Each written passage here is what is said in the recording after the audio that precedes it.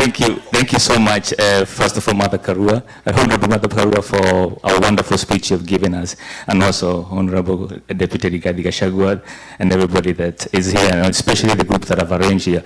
I had to write it down because I wanted to make sure that I have a question, but of course it circles through basic reasoning. Okay, so 2002, the United Nations Refugee Agency released a report that sheds light on the challenges facing Kenyans and urgent need for change. A portion of the report says, the average Kenyan is now poorer than he was 20 years ago, increasingly deprived of health care, education, and an adequate livelihood. Much of Kenya's widespread poverty is a direct consequence of government inaction on key policy issues, including corruption, land abjudication, and workers' rights. It is also political motivated clashes and the looting of government officials and the collaboration of public resources, including treasury, government agencies, parastatals, public land. More concerning, none of these offenses have faced substantial consequences. This stand even today, the lack of accountability is a slap in the face of every Kenyan who is struggling to make end meet. But remember, change is in our hands, and it's time for us to demand it. Now this is the thing. 23 years later, the issue of health, better living condition, or other adequate living remain a passing concern that affects over 74% of Kenyans. The 23-year gap underscores the prolonged nature of this issue and its need for immediate action. Oh, 1 minute, just 1 minute. Give us a question. Yeah. We don't have time. Yep, 1 minute. Yes. Yeah. So 11% of Kenyans have, for example, the flushing toilet. And look, only 11% of the Kenyans only have a flushing toilet. And even 8% of the Kenyans are still using the defecation. The question is this.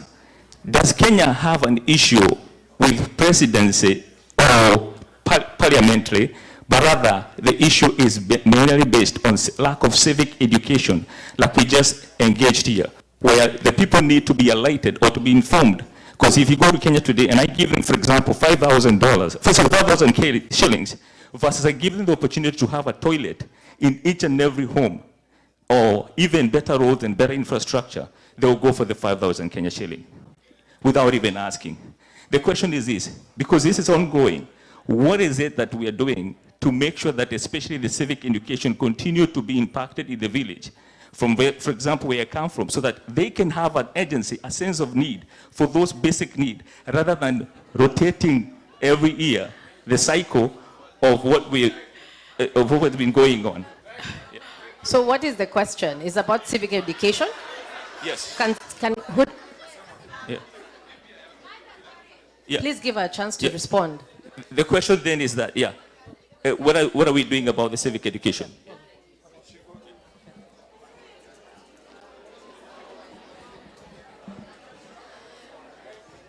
I have allocated the question to myself. Seek ye the kingdom first, and the rest will come unto you. It's governance and change. Change that is structured, change for the better. Because those people, their income will rise, like it did during Kibaki era, and they'll build those facilities for themselves. Yeah. Thank you. A lady, please keep it brief. We want a question.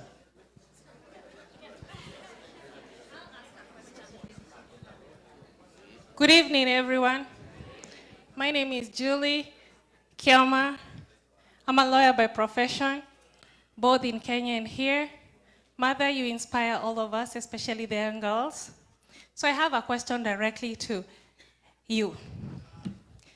You've been in politics for a long time, and we are now experiencing a situation where the young people are having an uprising without any form of leadership. So my question as an elder in politics and both as an advocate, how can we leverage the young people and make sure that they are not constantly maimed, killed, and also some of them disappearing? How can we leverage the political wind that we are seeing among the young generation? Yes, I love that question. What can we do as diaspora to support our Gen Z in changing our country? Encourage those who feel the calling to vie for seats. And it's not all about age, because we have seen young people who are not up to it, just like old people, but capable young people who have shown leadership of integrity. Actually, the young should be a majority in any government, and I'm happy that both the DCP, PLP are all mentoring young people. We too were mentored. Mentorship is not just an academy. It's by what you see people do, what you see them, hear them say. We are doing the best we can, and we are ready for that intergenerational talk and handover. But the handover will not be that I stop vying so that a Gen Z can vie. In my days as a youth, I wrestled an old man, my father, out of the seat. So I'm inviting Gen Z to also wrestle me out of this one. Wakuje to compete. But because I feel that I still got something this time around, but there is room for serious mentorship. And in PLP, we have introduced a clause which I borrowed from a party, the ACT Wazalendo of Tanzania.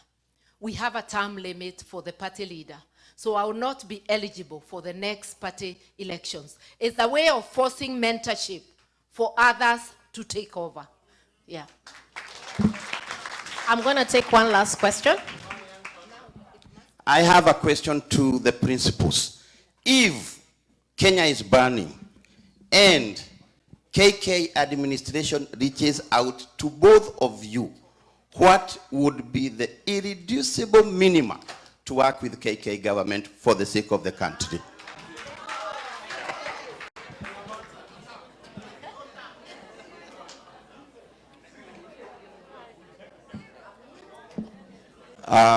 Thank you very much.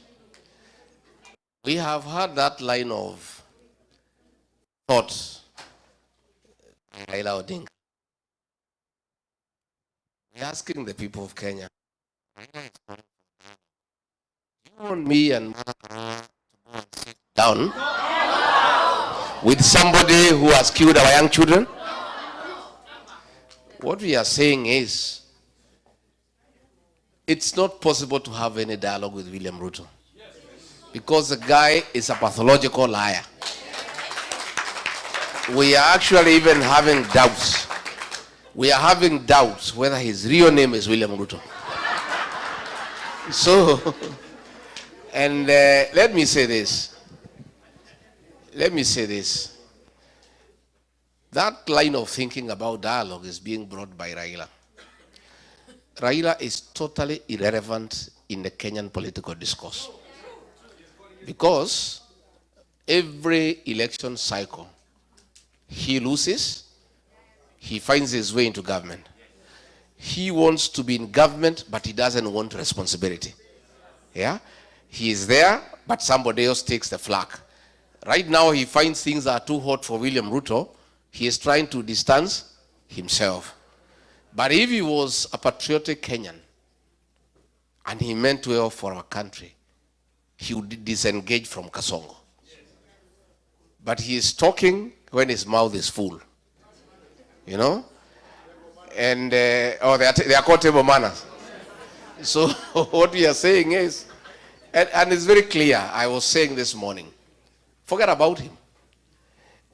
The support he had across the country is gone. The Kamba nation used to support him, they are not there. The Gusii nation, they are not there. The Luhya nation, they are not there. The Maasai, they are not there. The Mombasa, they are not there. Again, the Gen Z who are going to determine the next election do not want to hear his name, because he betrayed them, and on their blood, he negotiated his way into government.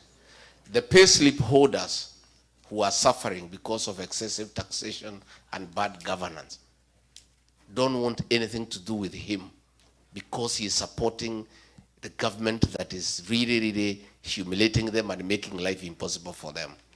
So we are saying, the dialogue that we need is in the ballot box in 2027. That's where we need to sort out this question once and for all.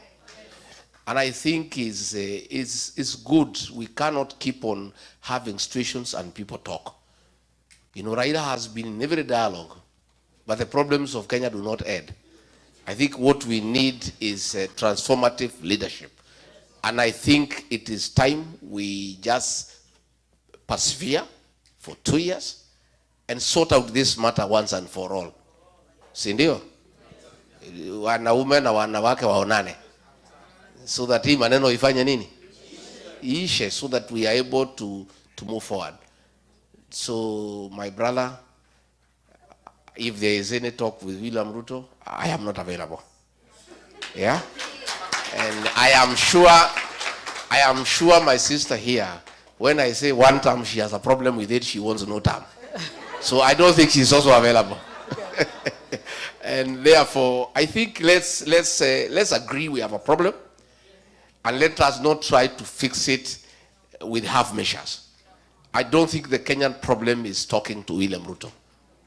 Because even if what you agree, it will be a lie, I can tell you.